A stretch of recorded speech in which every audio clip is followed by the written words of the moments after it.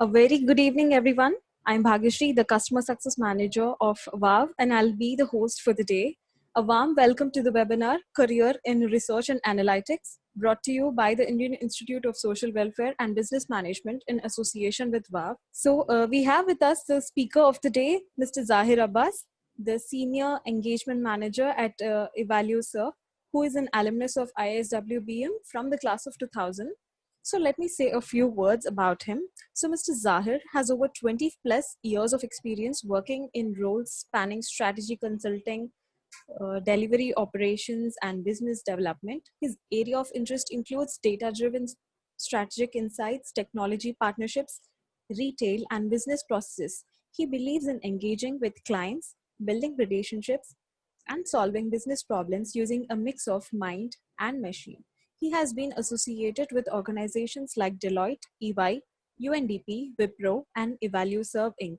He is from the MBA 2000 batch of IISWBM. He currently lives in Lexington, Kentucky with his wife Amrita, who is also his batchmate from IISWBM, his daughter Zoya, who is into high school junior, and his dog, Miss Prudence. So before I hand over to the speaker, attendees can use the Q&A section to ask any questions. They'll be answered at the end of the session. Over to you, sir. Thank you so much, Bhagyashree. So it's good to be here. Can you see the screen properly? Yes, sir. All right. So good evening to everybody, and I hope all of you are staying safe and safely in this current tough times. So my name is Zahir, and thank you so much for the nice introduction. I live in Lexington, Kentucky, as I said, and I'm into research and analytics. So the way we are going to do today, the discussion is, and I want to leave a lot of time at the end for Q&A. So let me see what the agenda today we have planned out. So, the way I want to really do the discussion today, and I'm saying discussion, is that I'm expecting a lot of you, about 60 of you I can see plus. I'll ask a lot of questions, and I promise to try and answer that today. But if I am not able to answer any of that, you can always drop me an email, and I promise that I'm going to come back to you with proper responses. So 30 minutes I'm going to spend on research and analytics. Where does it fit in into the overall knowledge ecosystem? Trying to answer what is research and analytics career. Where does it fit in? What's the typical kind of work we do in a firm like, let's say, EvalueServe, which is also generic. And I'm trying to say that, okay, if it is done in EvalueServe, probably it is done in many other similar firms. What is the career path and journey for all of you? Where do you land up once you start in a research and analytics job? Ultimately, where do you land up? What's your future? And again, there's a lot of talk about digitalization. So what is it being done in our world in terms of digitalization? And if I have some time, probably I can give you a small demo. But that's about it in 30 minutes, and then we go into Q&A. So let's quickly move into where does research and analytics fit into our thing. So here it is. All of us in today's world, we live in the world of data. So you have data in the form of structured data. I'm sure all of you know about it, and I'm assuming that you are completely aware of this. So there is unstructured data like documents, images, sound. There are structured data like ERPs, CRMs, and workflows of a company. There's public data, there is enterprise data, there's a whole lot of data which is being generated in tons and tons of volume across the world in higher velocity. What do the business do? Any typical business in a is involved with business decision making. So the decision making of a business is very important, and that's based on data. However, there is an internal layer or internal process or intermediary process which happens, which is the insights and intelligence creation. Now, to do that, we have decision support systems, all those dashboards and all. But there is this process of creating insights and intelligence based on which business decisions are taken and which is dependent on data. Now, this is where a company or a career or a role of research and analytics come in. That's my understanding. So you have the structure and structured a whole lot of data. Then there is the business decisions to be made. And then in the middle is the process of creating insights. This is where research and analytics career comes into play. Now, moving to where does, let's say, a research and analytics company is positioned in the overall ecosystem. When I say overall ecosystem of players. Now, in this particular slide, what I tried to put together, and I was doing it yesterday, and it was a good exercise for me to do it myself, because this will be used for me to also tell my clients where do we fit in our company. So on the left side, you see advice, where companies come like BCG, Deloitte, and McKinsey's of the world talk to the CXOs and give them advice of what should you do, which businesses should you go at a very high level. Then at the bottom, you have companies like Infosys, Accenture, Salesforce, HubSpot, millions of them, who are the infrastructure providers. They provide applications, IT solutions, hardwares, softwares, and they interact with the IT team and the CIO of a company. Now, in between is a layer of companies or service providers or partners like IISWBM, let's say. I'm just giving my company's name here, who works with the CXOs as well as the IT team to translate these solutions or available infrastructure solutions into something which is executable and consumable by the CXOs. So let me give an example. Let's say BCG comes and tells a company CXO that you should go to China market because that's a big market and there's a big play for you. The CXO will say that's a great news. How do I know which segments to target, which regions to target, which product, who are the competitors, what are the trends and threats and insights of the China market? That point, IISWBM would come in and say, hey, based on data available, external, internal, structured, unstructured, whatever data available, we're going to give you, let's say, a dashboard or a report or actionable insights, which you can then convert that into strategy and activities of your company. So once the advice comes to a CXO level person, a company like IISWBM or a role like research and analytics comes to translate that strategy into actionable insights based on data. Now, once that insight is created, the CXO person can say, hey, listen, can you create a dashboard for me to monitor whatever we are doing in that market? We can create a dashboard. For that, we may require technology solutions for which we'll integrate and talk to players like Infosys, Salesforce, and any other person. So yeah, so IISWBM or any research and analytics firm will fall squarely between the strategy team, just below that, and above the infrastructure team. And it's very important. So it matches with what I showed you previously. So these two are matching in terms of where the ecosystem is. Now, let's see what are the typical services or typical work or typical solution we do in a company like this. Majorly, there is the research, which is working with external data, and then there is analytics, which is working with internal data, let's say. And a typical external research, a company like ours will have knowledge services. There is analytics services. There are digital platform creations, which are basically nothing else but digital form of providing the analytics and knowledge services.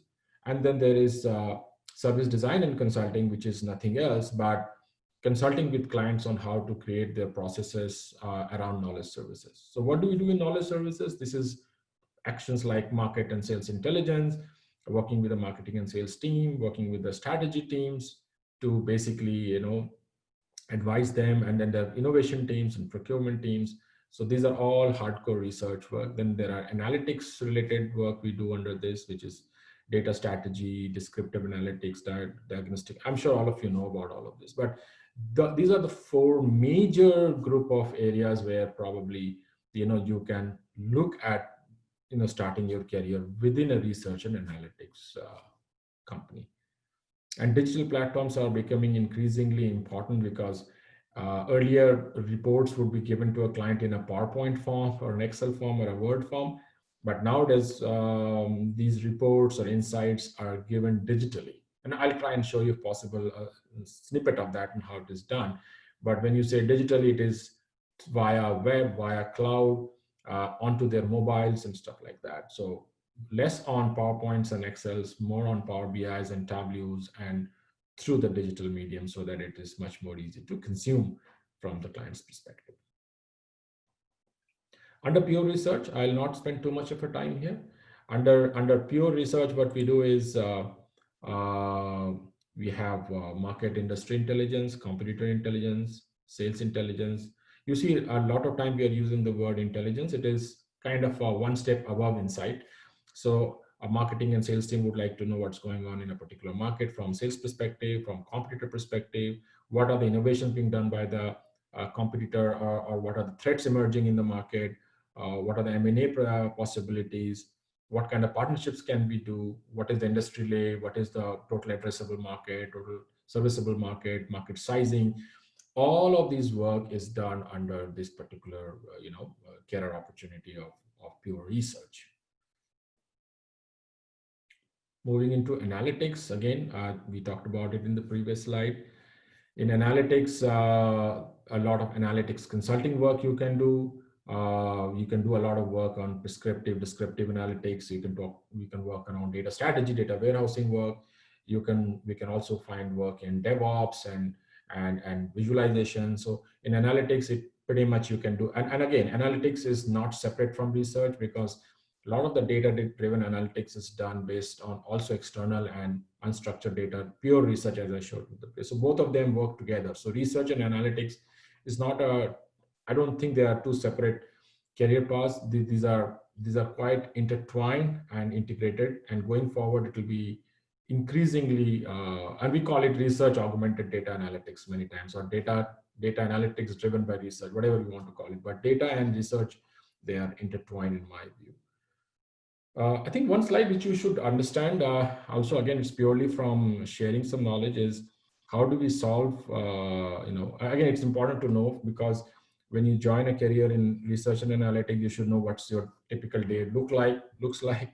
So whenever we are working with a client and trying to find a solution, you will be part of, let's say, these three pillars. Either you will be in the consulting side, where, we bring your mind, you do solution design, you do thought leadership, domain understanding, storytelling.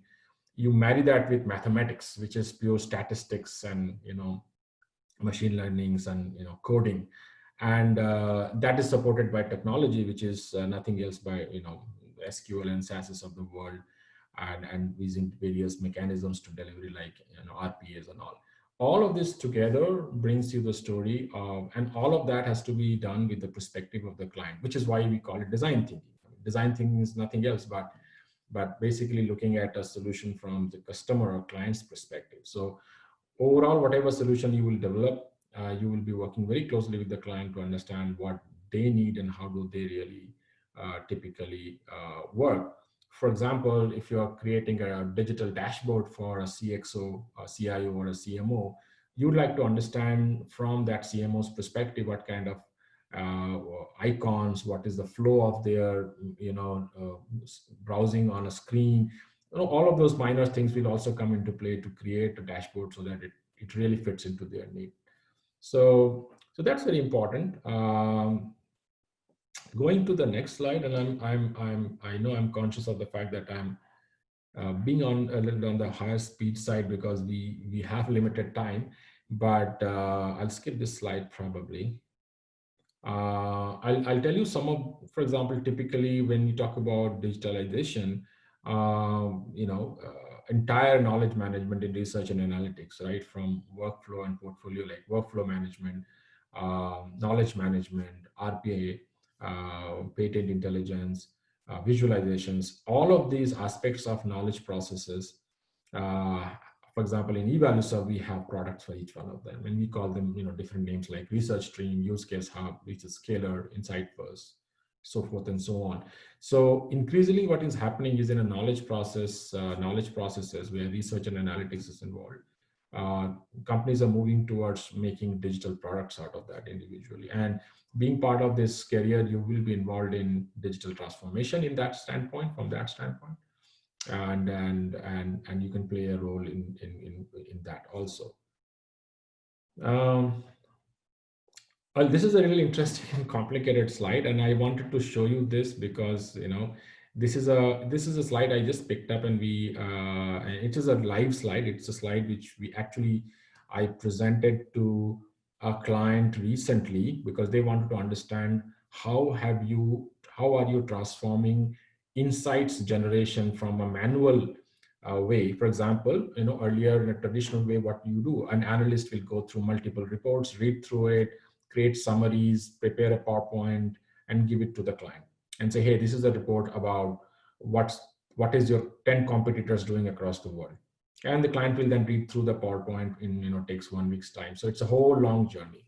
What are we doing now? What we are doing is we are moving this entire insight generation process into the cloud and using AI and other stuff.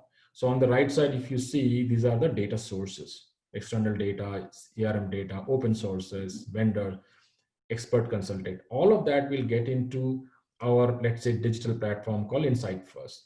And that will be done through APIs and RSS feeds. That will be done using AI ML, which will work on the feed to make the summaries, do the tagging, pretty much speeding up the process of insight generation up to by 60 to 70% before it reaches the analyst workbench, where the analyst is going to physically go through the summaries and the insights created by the AI ML engine and give the final go ahead before it is pushed into the platform, where the platform is a cloud-based platform accessible from anywhere. And the user or the clients will then connect through various interfaces, whether it is all the operating systems or mobile, and read and consume the insights. They can download the insights, they can integrate it with their internal newsletter, internal collaboration platforms, and thereby digitalizing the entire process of insights creation. And the entire solution is hosted, let's say, on Microsoft Azure, which is a cloud platform, safe and secure. So I just wanted to show you, to give you the glimpse of what's the future, what's being done by companies in research and analytics. From the old traditional way of PowerPoints and Excels and Word, it's now moved into completely digital, cloud-based, AI-driven process where 70 to 80% of the research and insight generation is already done by the machine. Rest of the value addition is done by the analyst before it is pushed into the cloud platform. So that's one reason I wanted to show it to you, and I hope it is of interest and piques some of your interest. Okay, the reason we were talking today, like, what is the career path? What's the career path for you typically? Like typically in EvaluServe, somebody from at a entry level, from institutes, MBA, engineering, they join as a business analyst through campus probably, or we also do lateral hires. So you join as a business analyst, then in a few years time you become senior business analyst. Mostly you are still playing in the technical side. You're honing your skills around research, analytics, your tools, your skills on how to research, how to create reports, how to analyze data, uh, how to do all your statistical analysis, etc. Before you move into a slightly senior role of a manager, where you start having people. So you'll have typically 10 people. Before that, you generally don't have people reporting to you. So about 4 to 5 years down the line, you start having people management responsibility. Then you grow into a senior practice expert or a group manager kind of a person, where you have more people, an account to manage. Then you become an associate vice president and a business lead at the end of, let's say, 12, 14 years, where you become a head of a line of business, where you will have P&L responsibility. That takes about 12, 14, sometimes 16 years time. But the question is, a lot of people ask me, is that this is pretty fast and relatively, you know, 12, 14, 15 years. What do I do after that? Like, I mean, after VP, what? Like, it's a important question. And typical of any consulting firm or a professional services firm, what do people do after this? Uh, typically what I've seen is from our firms, either you remain a business head for a long time, but not everybody can be a business head. They move into, mostly people move into strategy teams of of corporate world. Like people join strategy teams of oil and gas, strategy team of technology companies, strategy team of CPG companies. The strategy teams consume a lot of our people from at various levels, and then thereafter you have a whole world to explore. A lot of people have joined digital transformation teams. A lot of people have joined strategy consulting firms like BCG, McKinsey's. They join Big Fours. They join marketing and consumer insights teams of clients and companies. Some of them are very interested in data analytics, so they go and join data analytics firms. Many people are interested in hardcore technology, so they join technology product firms like Salesforce, HubSpot, SAPs, Infosys, Accenture, a lot of them. So depending on your skill, because as part of as you saw in the previous slides, you get exposed to insights, research, strategy, technology, all aspects of a business, and therefore your career opens up widely after, let's say, about 10 or 12 or 14 years. You really have a whole big playground to move into. It all depends upon how fast have you learned things. So that's how it is. I mean, it goes there and expands. So that's what the career path is all about. Before we go into the Q&A, what I'll try and do is to show you an example. Let me go back a few slides. Like, this is what I talked about, and let me go back. And if you see, there is a product called Insights First.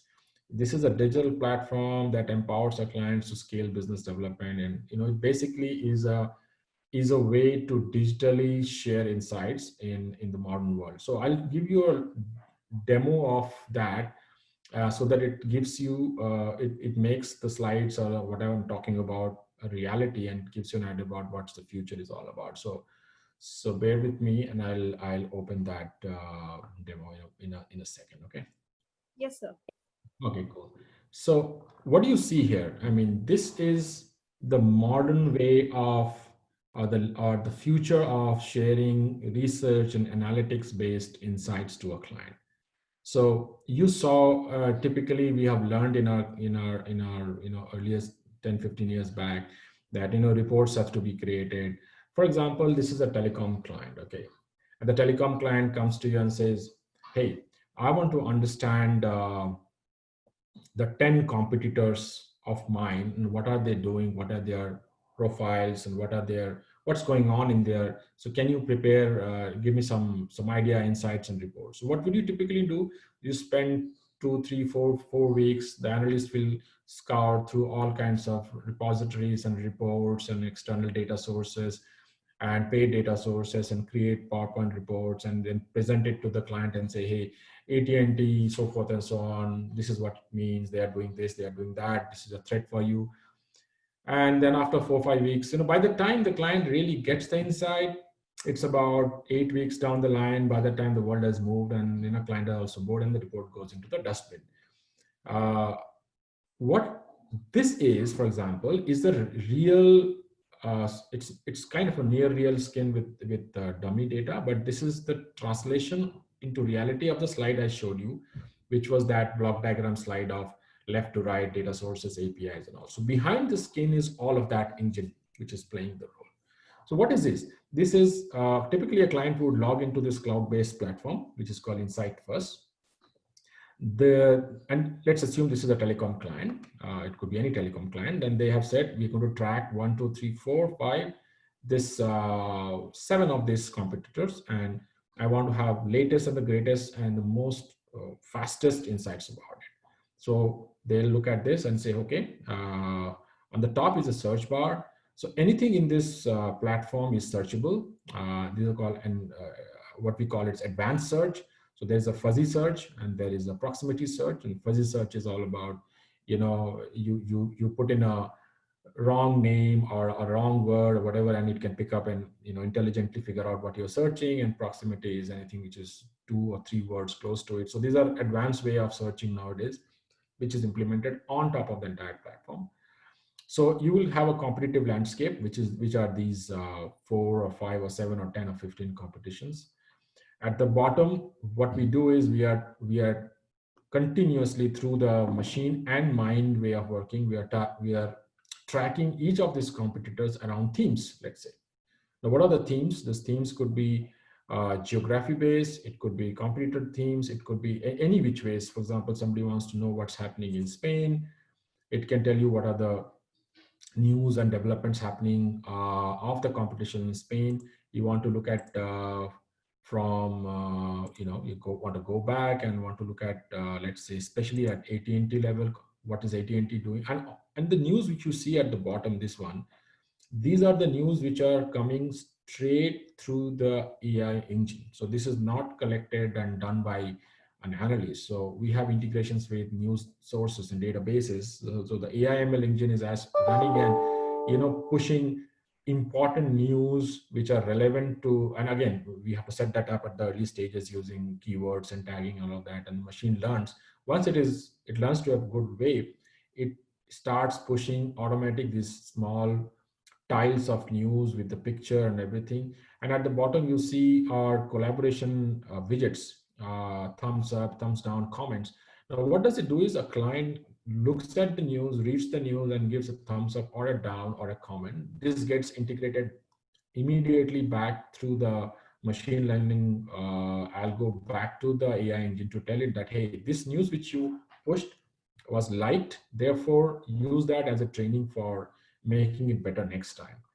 So that's one part of it. And again, for example, if you look at if you want to know a bit more about the profile of AT&T, you click on that. You want to know more about it, you go there.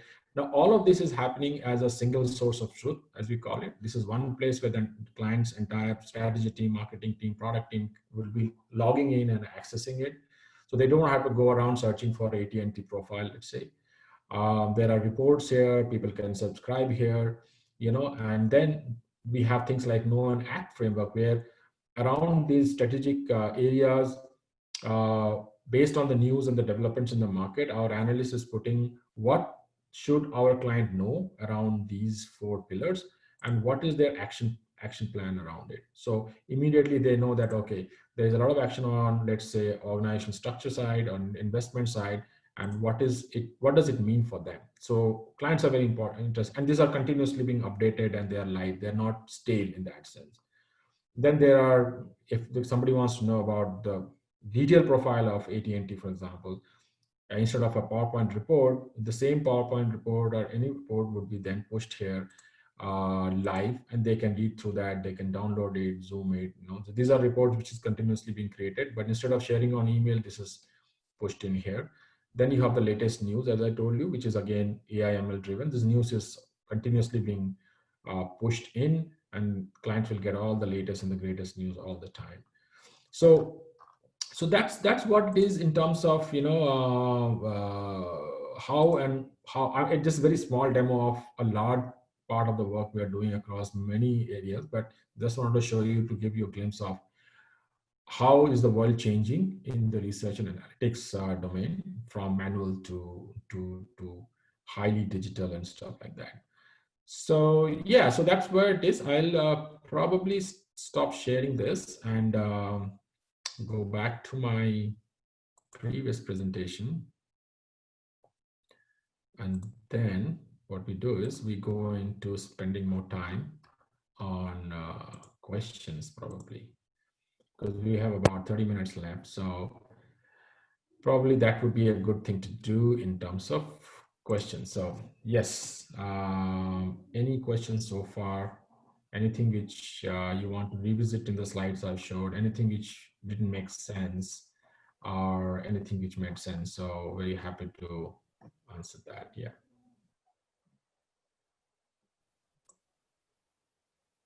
Well, we don't have any questions right now.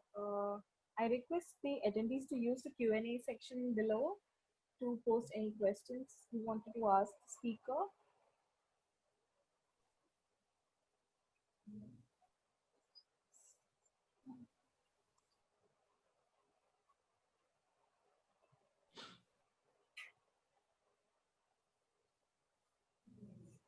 Bhagisha, is there any way they can ask live? I mean, right here, or do they have to type in here? If they wish to talk on the webinar, then they can raise their hands. I can just allow them to talk. Okay. Do we have anyone who's interested to interact with our speaker? Yeah, that'll be good. If we still have good time, so I'm more than happy to interact and talk. That's always better than typing.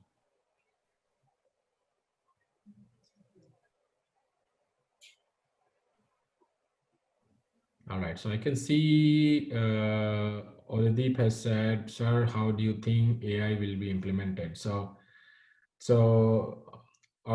maybe Oladeep, you can come online and if you want to elaborate on the question, I can probably answer you specifically. Do you want to unmute yourself and ask it in a more elaborate fashion? Of course, I'd like to hear your voice. We have Arindam Ghosh who wants to talk. Yeah. Okay. Okay, Arindam Ghosh, I allowed you to talk. You can just unmute yourself and talk. So hello, sir. Hey, hi. Hello. Hi, I can hear Hi, you. sir.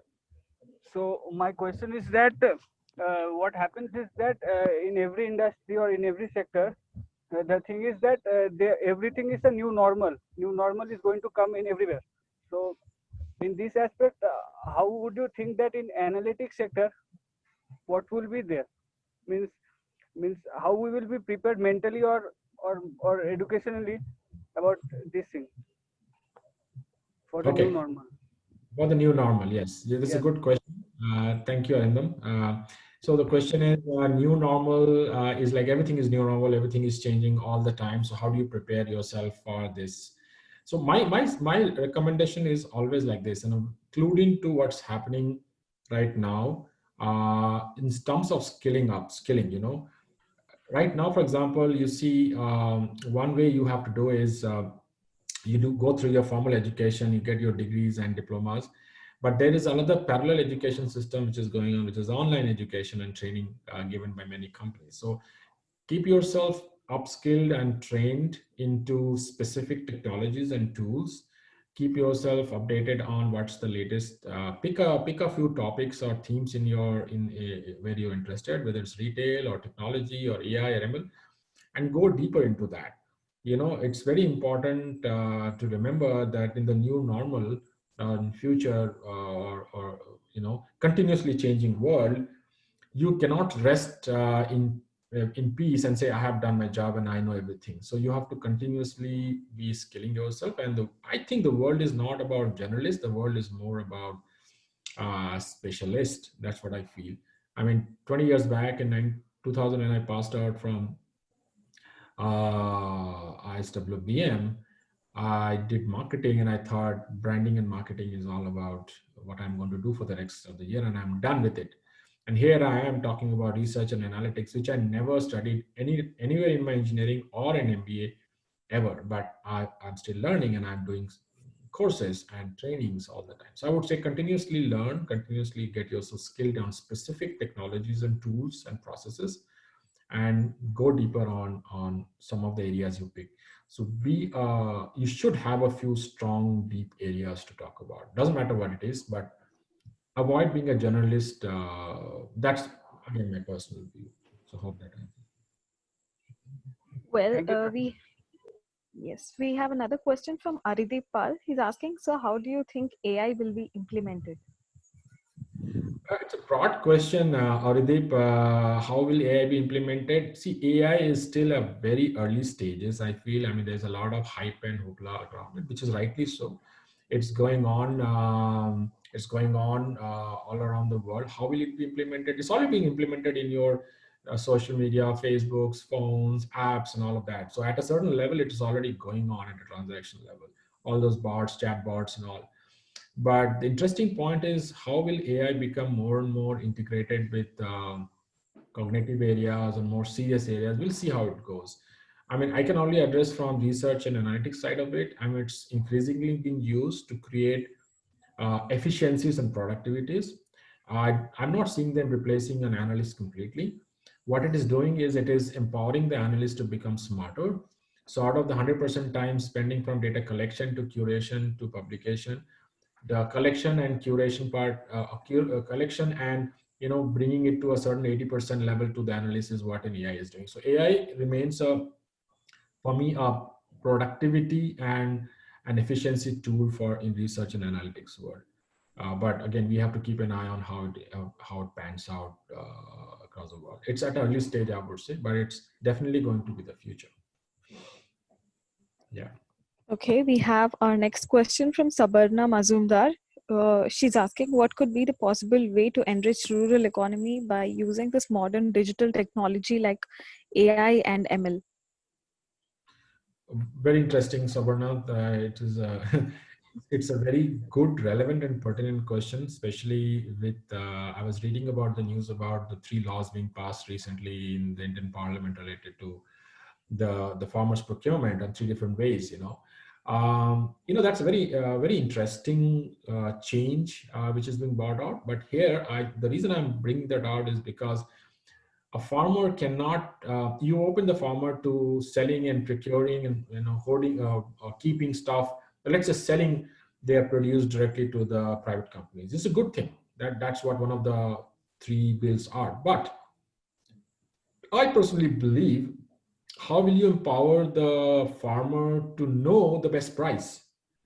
And that can only come through information, through AI, through ability of the farmer on the phone to know the right season, where is being sold well, how do I sell it. So all of that can empowerment for let's say a farmer can come if we implement along with the bill and the change of law kind of enablement, where let's say that there's an app for the farmer to see who are the top 3 and 4 private companies who are buying it, what are the right season to store, stuff like that.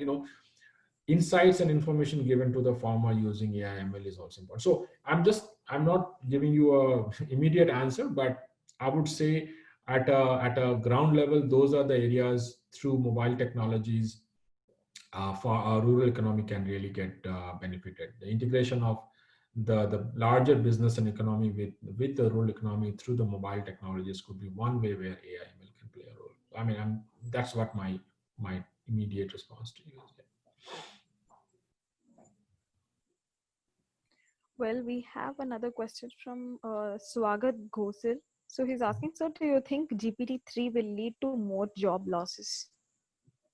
Well, GPT-3, no, there is no. So let me clarify something. I'm referring. I know you're referring to the OpenAI, the GPT-3 thing. It's a craze. Yeah, people are talking about creating a lot of stuff using GPT-3. But let me give you a philosophical answer. There is never a job loss because of a new technology. Never. Okay. When computer was launched way back in India, there was a protest outside the parliament. People saying that computers are going to jobs. It never. So no technology or no new inventions ever take away job. What happens is new jobs are created, and it is for the individual to upskill and reskill to survive that, like any other uh, situation.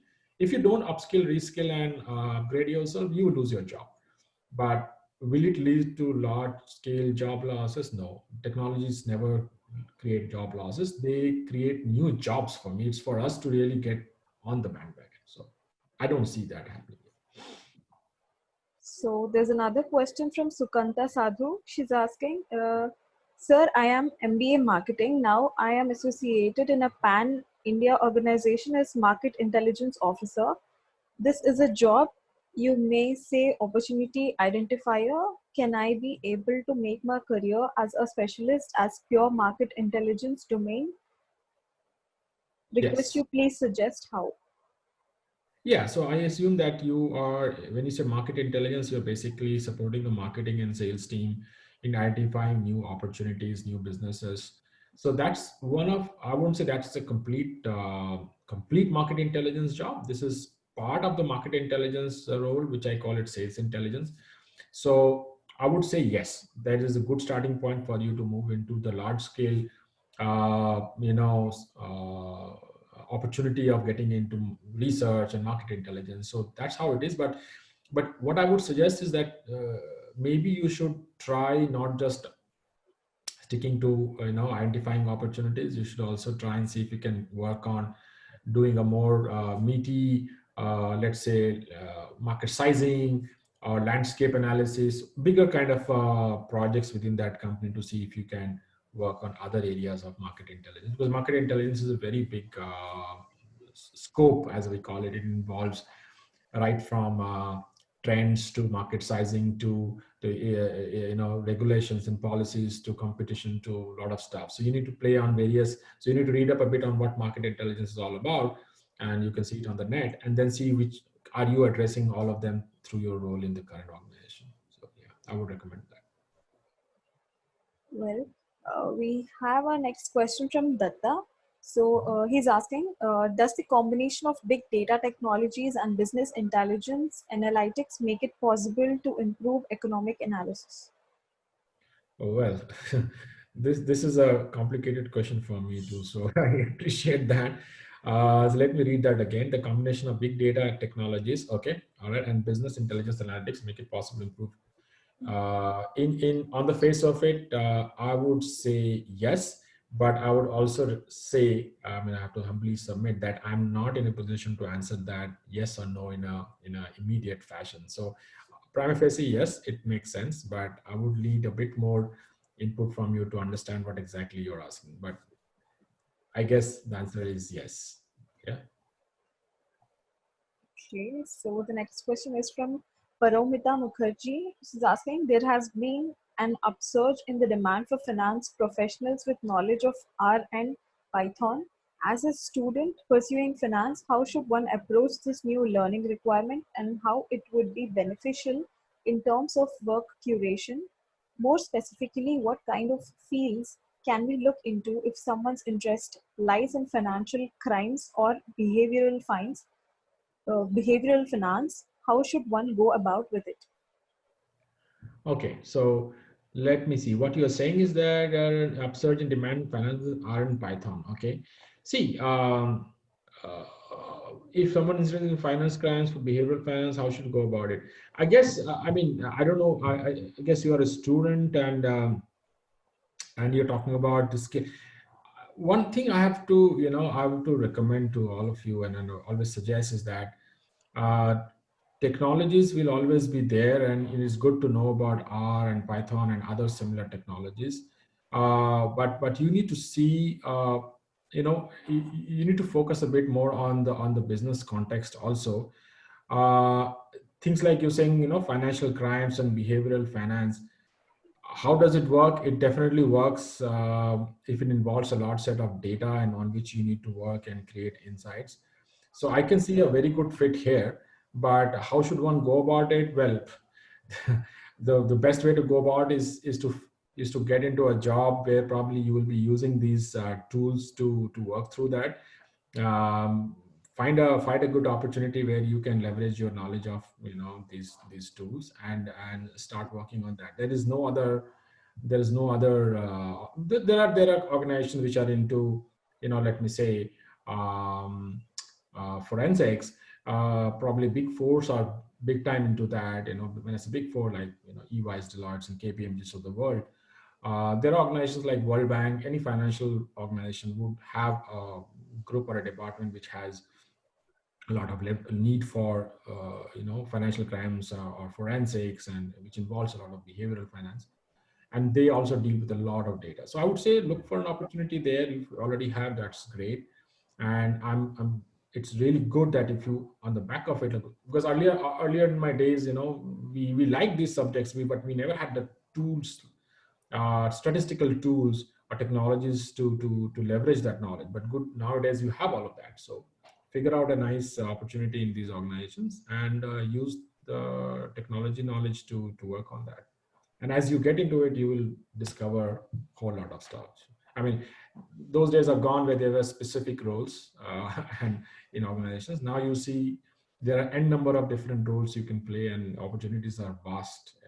So to address that in one go will be very difficult. Yeah.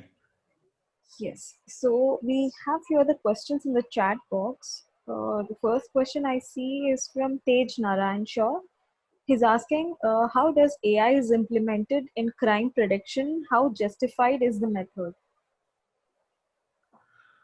Oh, this is this is a big question. Let me see. You're saying that how is AI used in crime prevention? Phew. Well, I'm not from the crime world. I'm not from the detective world. From the yeah, but I guess I can say it in this. See, let me give you an insight here. When artificial intelligence and data analytics world is evolving, there is a big subject of ethics and a big subjects of moral ethics and moralities involved. Let's say, for example, data analytics and AI and ML, it depends on our training set, or data which has been trained using a training set. The algorithm is trained on a training set or input set. If that training set is not sufficiently unbiased and objective, the AI engine would throw incorrect or not completely correct results.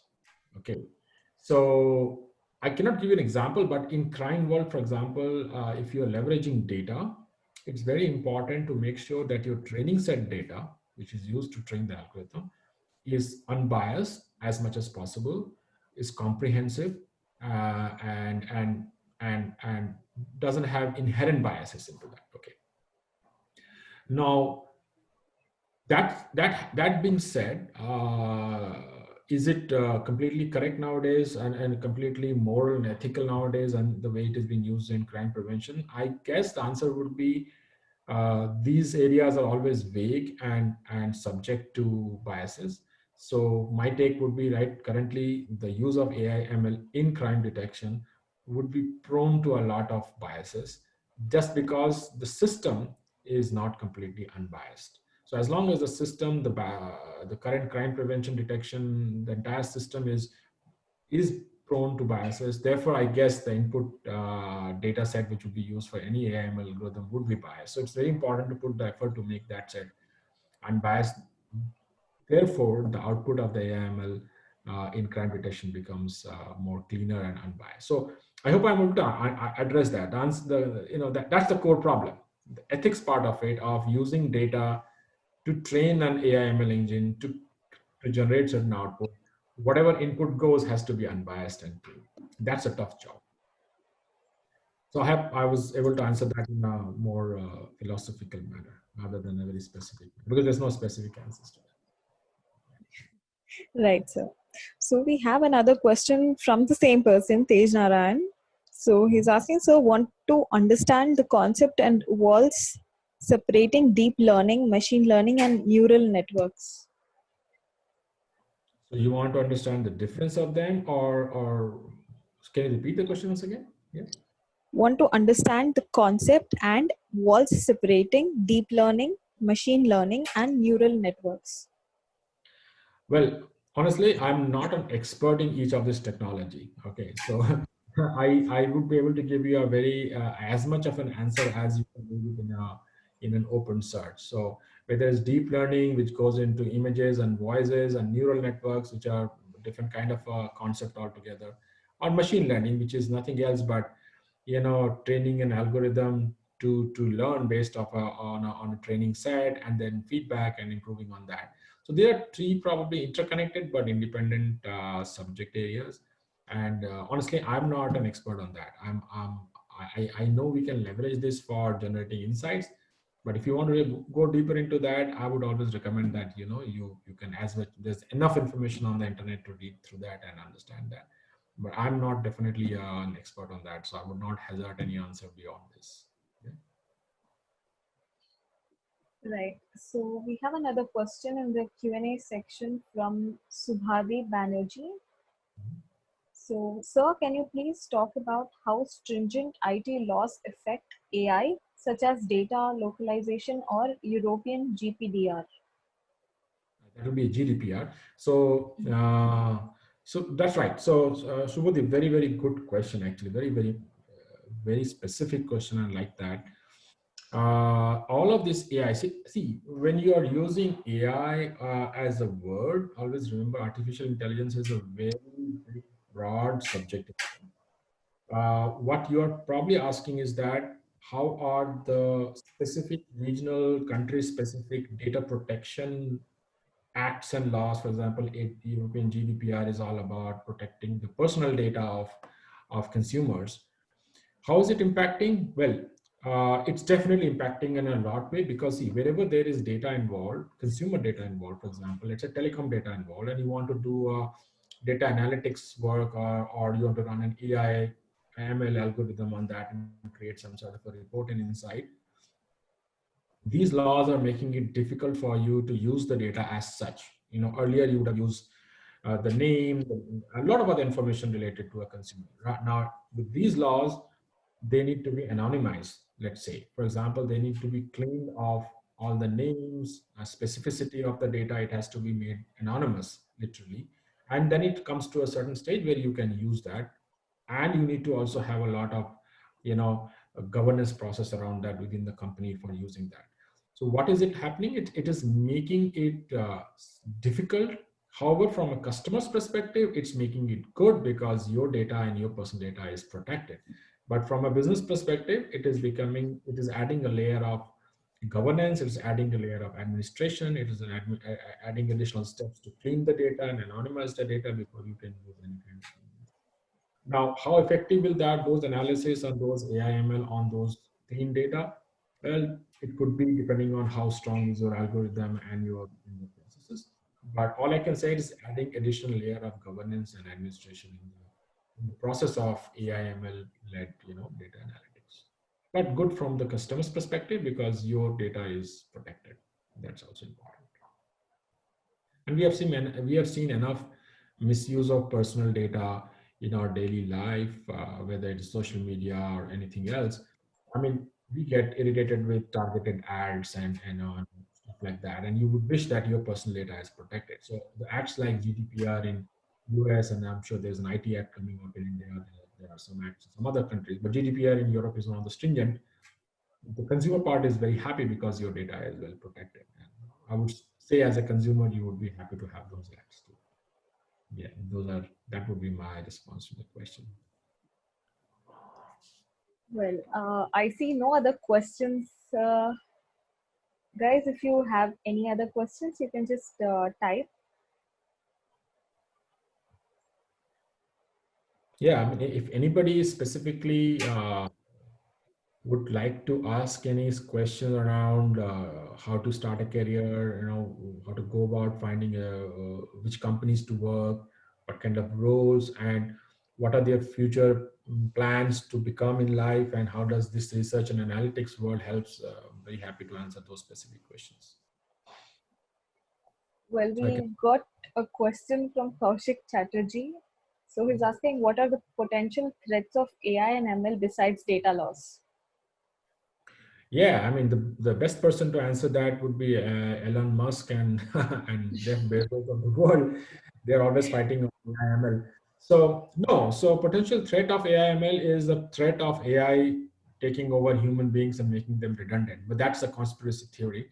I think the biggest threat I see of AI/ML is, besides data loss, is incorrect, improper, or weak or biased algorithms and programs which is run on, let's say, crime detection, a good question, on crime world, on profiling of passengers, profiling of people, whether it's airports, immigration, or distribution of social benefits. If wherever there are human beings and societies involved and you are leveraging AI/ML, if your AI/ML is not based on a strong, ethically correct, morally correct and clean data, you may impact large society and people because your AI/ML engine is not working based on. So it's all about input output. Whatever goes in, things come out. So I would say that would be the biggest threat. Yeah, ethical and moral questions around that. Yes, we have another question from Kaustav Das. He's asking, even in normal times, demand forecasting is one of the most difficult challenges for data scientists. Because of the coronavirus pandemic, structural shifts in demand weakened havoc on machine learning models. Sir, do you think this can be addressed? This can be okay. So again, demand forecasting is one of the big areas in data analytics. Especially, everybody wants to have different models running on demand forecasting.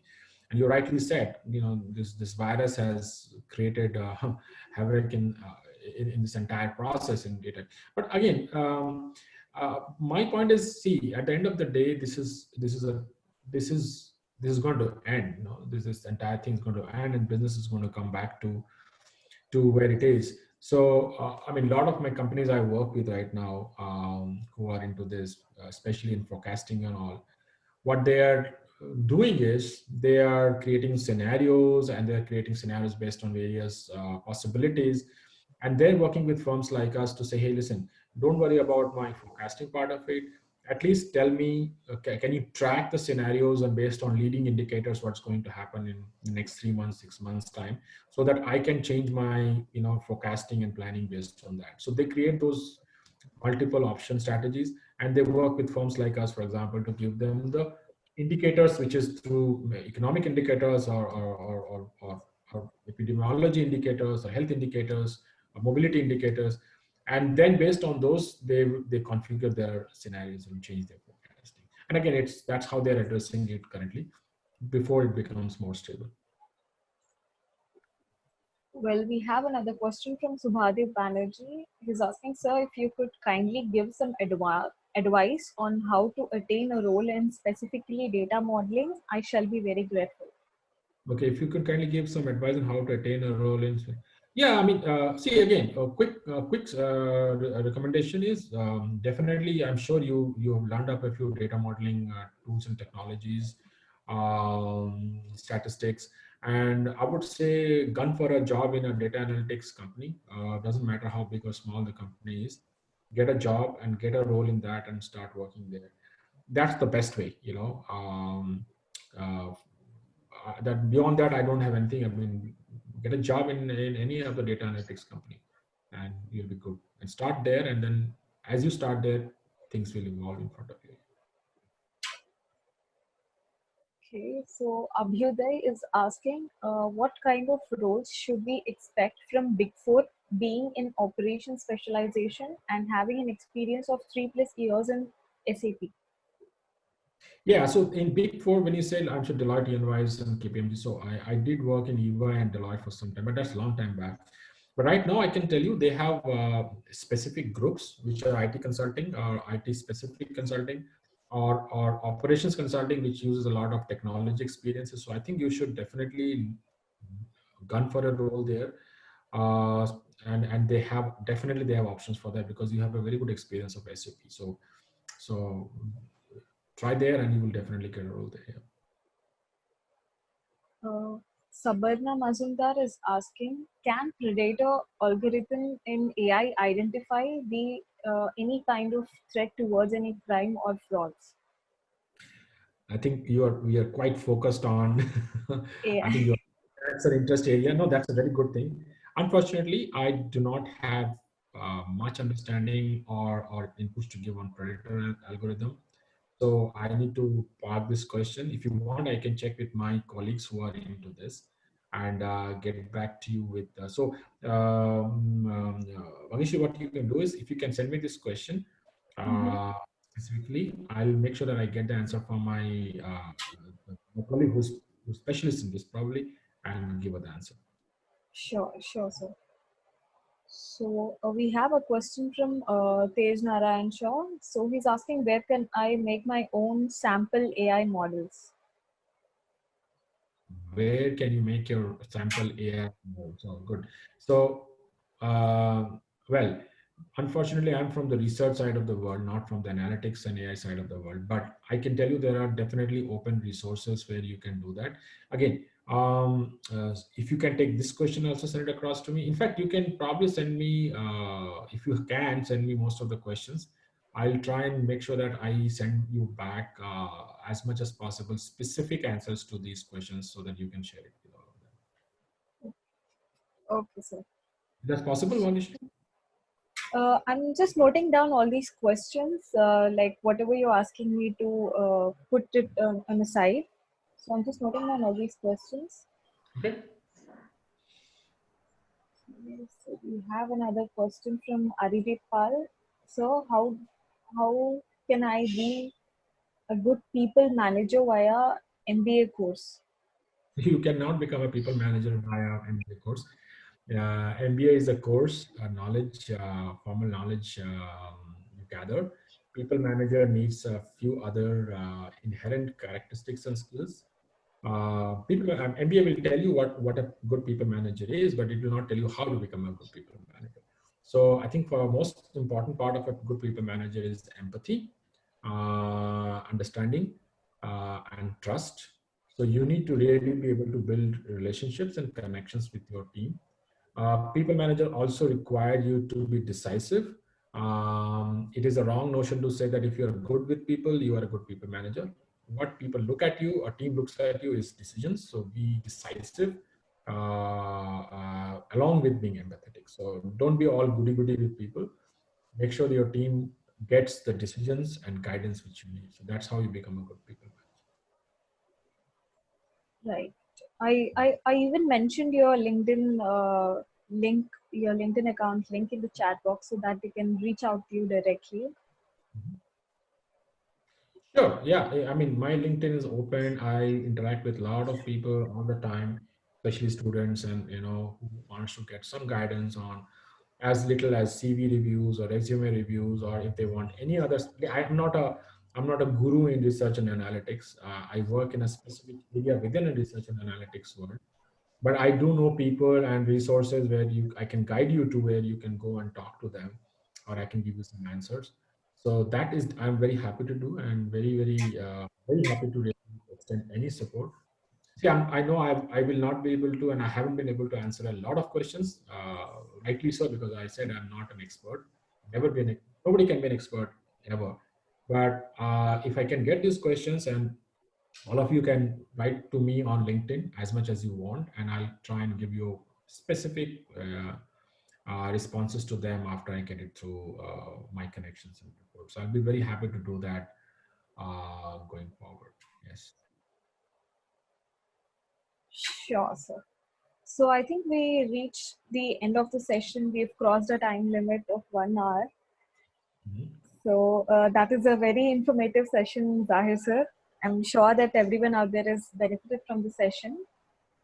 So yeah, as I said, I've also mentioned his LinkedIn profile link in the chat box. So all of you can find it. All of you can even find it on the event registration page as well. Sure. Very happy to do that. Yeah. Hi, Vishal. I So can see you. Vishal Good sir, would you evening. like to speak a few words? Yeah, sure, my pleasure. Uh, Zahir sir, thank you so much. We have been on and off connecting, in the past couple of years when you were here. It's really good to see you and give you valuable time for an interaction with the current batch. That would really, this is something which is quite essential, in fact, and useful during these times, indeed. And no better way to connect with an alumni on these subjects. So I hope back there the other IISWBM family members, uh, Amrita ma'am, Zoya, and Miss Prudence, they're all keeping well. Uh, Yeah, absolutely. and Thank you so back here, all of us are fine. There hasn't been, like, as of now, no cases for COVID, at least amongst the students or faculties. Yes, we did have a couple of cases, but they have recovered of it. No, that's very good to know, Vishal, and thank you for that. And I mean, it's been a year now. I've been back to Kolkata, so yeah, I mean, definitely next time I'm there, we are there. We would like to visit the campus and meet the Definitely. students in person. We can have something from Royals or from Puttiram for you. Yeah, yeah, No, I don't know whether Madhunda is still there, where he makes tea. I don't know whether he's still there. Is there the tea shop still there on the fourth floor or whatever that is? Where? The canteen, Sorry. there was, you have a cafeteria at that, right? At the canteen there, the Yes, yes, cafeteria. yes. It's still there. It's still there, but that has been leased out to another party now. So we used to have this guy called Madan who used to make cha. So Madan's cha was quite well known, and we used to spend a lot of time on Lily Pool. I don't know whether Lily Pool still exists. There's a small pool at the side. But yeah, it's been long. It's like 20 years now. So it's time for us to go back. And yeah, Amrita is still, she's in the next room and she's attending. She looks after the international HR for her company, and she gets into call from 6 in the morning till 1 o'clock in the night. So she hardly has time, but she was very excited to know that I'm talking to Huh. IISWBM, and Indrani spoke earlier, and Indrani is our Yes, batchmate. yes, Uh, yes, so all of us were batchmates together. You should yeah, definitely speak yeah. to Debo Probo, who's from the entrepreneurial Yes, yes, perspective. yes, yes, yes. We are trying to reach him also as well. He's We are busy, trying. yeah. Yeah. But he's good for people who are interested in entrepreneurship and starting new business on their own. On market research side, he's a great guy, extremely uh, popular and very well connected. He's based out of Delhi. You should Delhi. talk. So that thank you so much for inviting Vishal. Very happy to be connected back. I wish I could see all the faces of all the people who are in this call, but I'm sure I'm going to see them soon.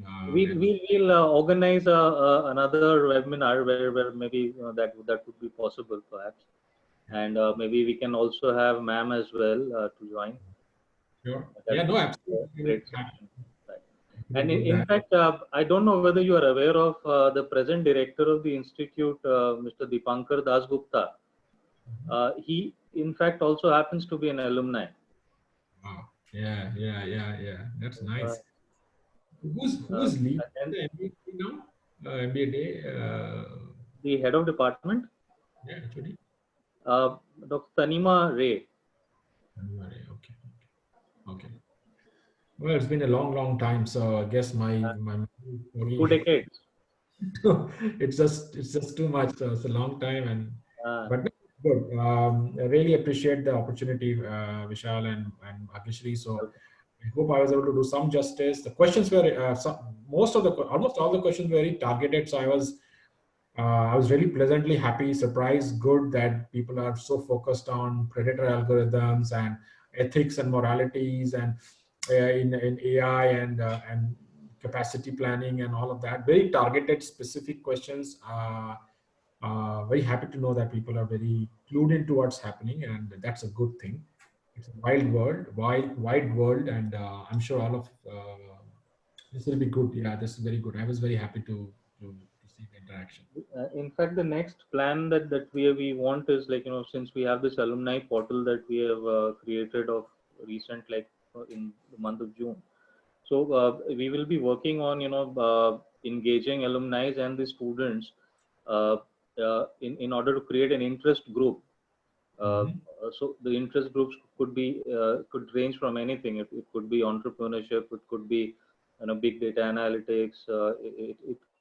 It could be, for that matter, like any interest groups that they would like to have. So we are working on it. So we are still taking some baby steps.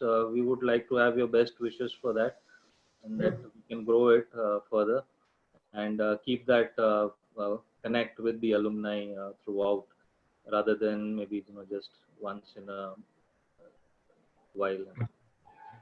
Absolutely, we'll do that. That's a good idea. Keep me in the loop. You get Amrita in the loop, and I have all my batchmates in the loop. Any resources we can bring in from our ecosystem, very happy. If people want to know how what kind of opportunities exist in US, I'm very happy to talk. Sure, What could be paths to come and work across the world? Any topic you think of for half an hour, 15 minutes, 1 hour, I'm sure, always open to give my time sure, to sir. Sure, definitely, sir. And once again, Well, appreciate. Thanks for this particular session. Thank you so much. thank you for inviting me, and thank you to all the Take care. participants. Thank you very much. Thank you. Yes. So the attendees will be redirected to a feedback page. Please do rate the session and give any suggestions you have. It will help us improve. So thank you so much, Zahir sir, for taking out your time and sharing your knowledge with us. No, thank you very much. Appreciate it. And I hope to be back again interacting with students on any other topic of interest they want to. Any general chat, general catch up, anything. Always good to talk and connect with your, alumni and institute. So it's time to give back. So I'm very happy to give back whatever I can.